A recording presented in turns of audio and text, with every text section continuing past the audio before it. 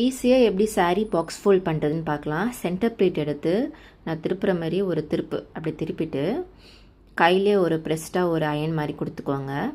கொடுத்துட்டு ஆப்போசிட் இருக்க கிளாத் எடுத்து சென்டர் பிளேட் மேலே போடுங்க.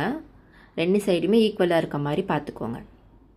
ஈக்குவலாக இருக்க மாதிரி போட்டுட்டு ரிமைனிங் இருக்க கிளாத் இருக்குல்ல அதை டபுள் த ஃபோல்டாக போடுங்க. பாக்ஸுக்கு ஏற்ற மாதிரி சின்னதாக வேணுன்னா சின்னதாக, பெருசாக வேணுன்னா பெருசாக. அதனால் பாக்ஸுக்கு ஏற்ற மாதிரி நம்ம ஃபோல்ட் பண்ணி போட்டுக்கணும். போட்டுட்டு ரெண்டு சைடுமே ஈக்குவலாக இருக்கா, நம்மளுக்கு சென்டர் பிளேட் விசிபிளாக தெரியுதான்னு செக் பண்ணிக்கோங்க. செக் பண்ணிவிட்டு செஸ்ட் பிளேட் எடுத்து அது மேலே வைங்க.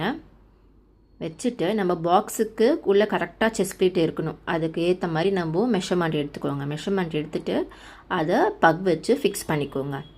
ஃபிக்ஸ் பண்ணிவிட்டு ரிமைனிங் இருக்கிறத அரேஞ்ச் பண்ணிவிட்டு ஃபஸ்ட்டு ஒரு ஃபோல்டு, செகண்ட் ஒரு ஃபோல்டு கொடுத்துக்கோங்க.